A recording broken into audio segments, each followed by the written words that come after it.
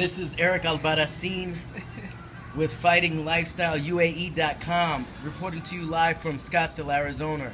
We are here with Henry Cejudo, youngest Olympic champion in history. We have some breaking news for you. What do you got for us today, Henry?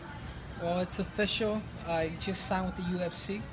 Looks like I'll be fighting August 30th against Scott Jorgenson. So I'm excited for that. What's the main event on that card? The main event's going to be TJ Dillashaw and Barao. And I think, yeah, Mighty Mouse and I don't know who he's fighting, but he's fighting somebody. It ain't me, that's for sure. He's fighting Chris Carriazo, who's also a fellow Arizonian. Yeah, wish him luck. Hopefully come out the victory. So you mentioned your opponent is Scott Jorgenson, so you will be at 125? I will be at 125. I know I had an issue making weight. It's not that I was fat or whatnot. It's just that I really had to buckle down on my nutrition. I was doing too much weight in a short time. I mean, a lot of people wouldn't believe me, but I do 18 pounds and within two-hour sessions. So it's 4 hours to knock off 18 pounds. It's pretty amazing. I've been doing it my whole life, and I think I kind of got spoiled with the sport of mixed martial arts. And we get over it. Maybe we probably get about 30 hours of recovery, and in wrestling we would only get 12. And to me, I kind of got spoiled. So now I didn't make weight my last fight, so it's just portion out my foods a little bit, eat a little more greens, and maybe up the card a little bit. But besides that, I'm ready to go at 125. I'm a really big 25 pounder. I mean, I walk into the cage at least 25 pounds to 30 pounds heavier by the time I weigh in.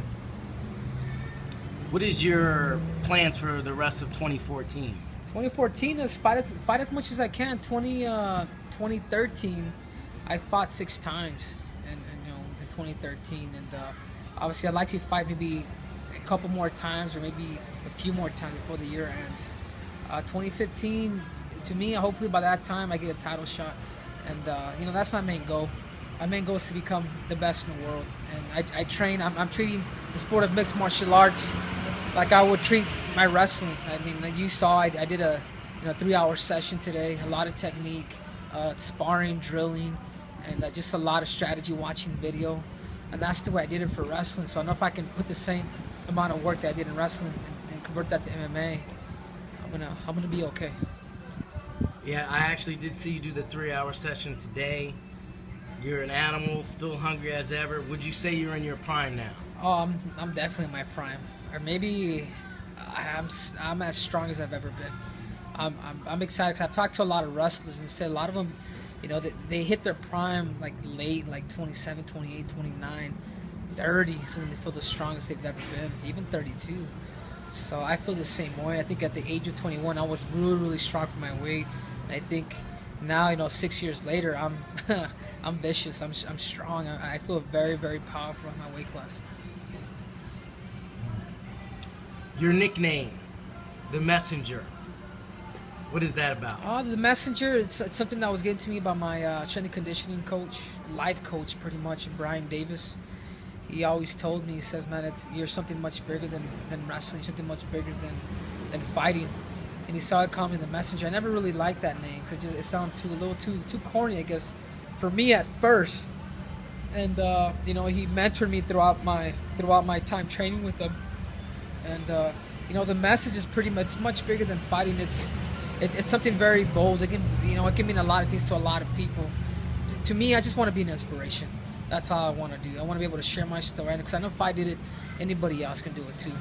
The fact is, I had a dream, I committed to my dream, and I became successful.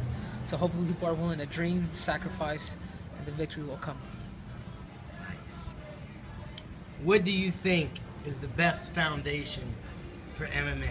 Oh, are you kidding me? The sport of wrestling. Wrestling is, there's a reason why 5 out of the 7 guys that have belts right now are former wrestlers.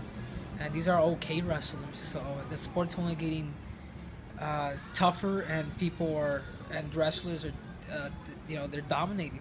It's because it's not you don't play wrestling. You don't play basketball. I mean, you just don't play wrestling. It's a sport. It's a lifestyle. It's something that it takes a lifetime to somewhat learn and master.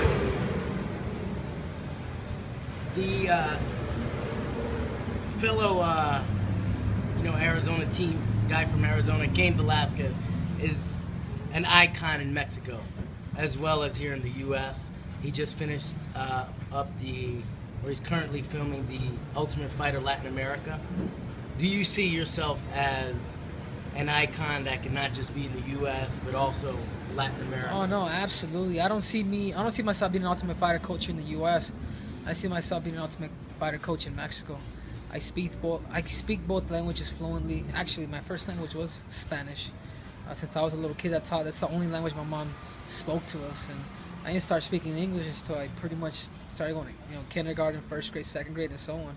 So to me, it's I understand the culture. I lived in Mexican environments my whole life. I know what it's like. I can relate to the people. Let's play a little thing I like to call pick'em. So let's play. This weekend we have the UFC in San Jose. Yep. Matt Brown versus Robbie Lawler. I like Matt Brown. He's if he doesn't wrestle, Robbie Lawler's defense is good. I got Robbie Lawler probably stopping him. Minotauro Rogério Nogueira versus Anthony Johnson. I gotta go with the legend. I know the young buck has been knocking people out, but I gotta go with the legend, Minotauro.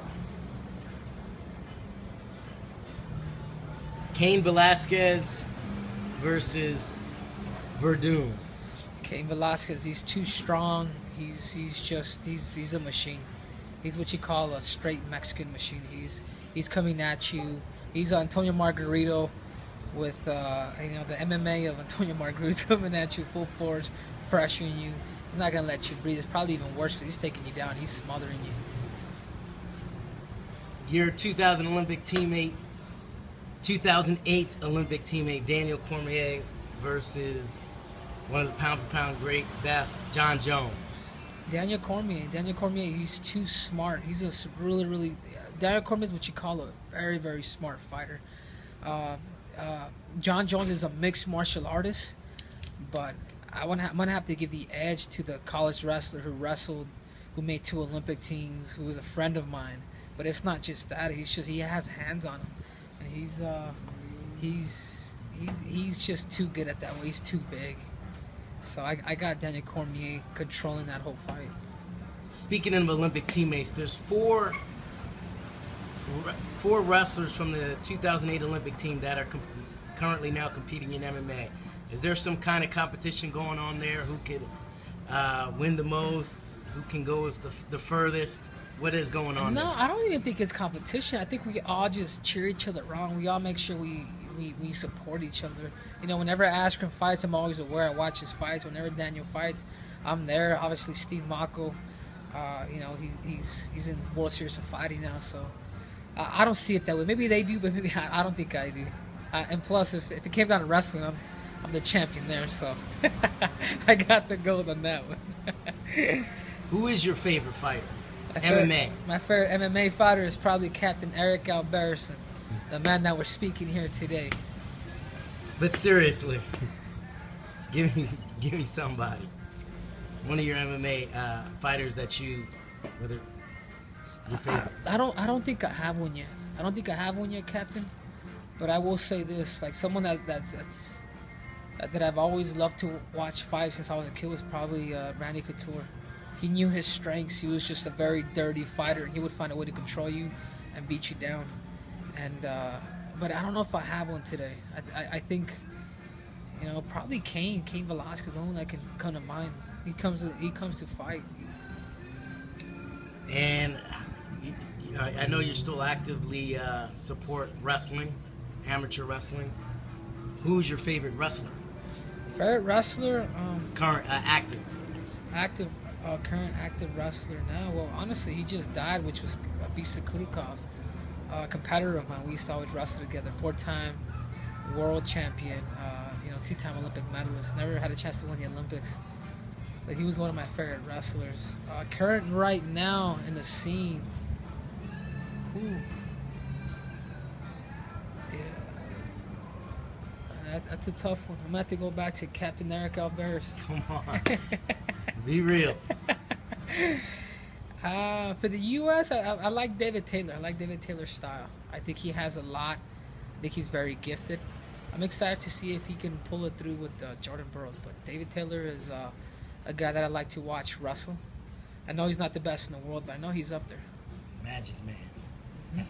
I know you are a big boxing fan. You actually competed a few times in boxing.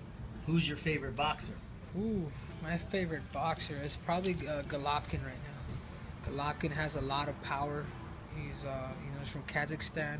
Very, very tough. He's very explosive, and every blow is fatal. And I think he's a smart fighter too. Very fast, very strong. Now, I've heard some of the technique talk and breaking down on DC and Kane. How would you break down the 125-pound UFC champion, Demetrius Mighty Mouse Johnson? It's not so much breaking him down, but I think it's just the way of fighting him. I think someone like that, you want to stalk.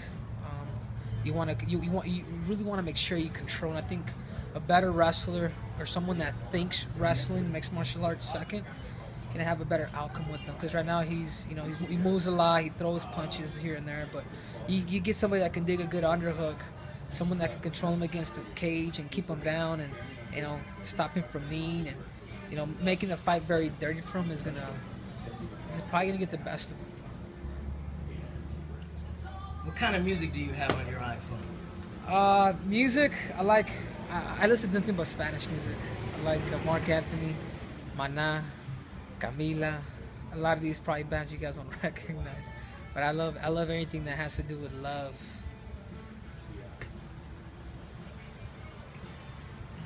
All right.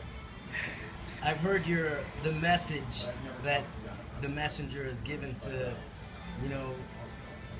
the kids and the public. What's the message that you have for your competition? My competition is they're different platforms. When I defeat them, it raises the level of awareness of who I am. So I know it may sound weird, but it's almost like I'm looking for the publicity side of it.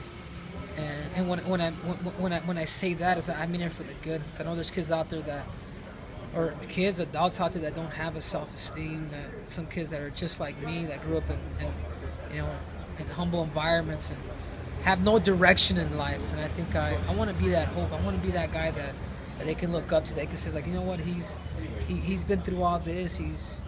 But he's overcame a lot. But he's became victorious because he's known that what doesn't kill you makes you stronger. So that's all. I'm here. It's not even so much to entertain, but to inspire. And that's the reason why the message comes about, because it's not about me. It's not about them, but it's about the message, the words of affirmation, the encouragement. Tell me about your team. My team is good. I have Frankie Saenz, King of the Cage champion. I have Darian Caldwell. He's in Bellator. I think he's going to win the belt. We got Benny Madrid, who's with World Series of Fighting. We got El Gallito, who's with Bellator. We have quite a bit of guys. I have a lot of little guys that come in. John Moraga comes in with the UFC. Danny Martinez has been to the gym in the UFC. So, in my opinion, I think we have the best. When it comes to 135 on down, we have the best gym. The name of your gym and coaches? Fight Ready MMA. Coaches is Roland Sillarop, Hollywood Roland Sillarop. We got Abel El Indio Cortez. And we got Tommy, won't stop talking Ortiz. No, that's a good team. I've been there. All right, well, thanks for your time, especially for this breaking news. I'm Eric Alberson with Fighting Lifestyle, UAE.com. MMA, it's not just a sport, it's a lifestyle.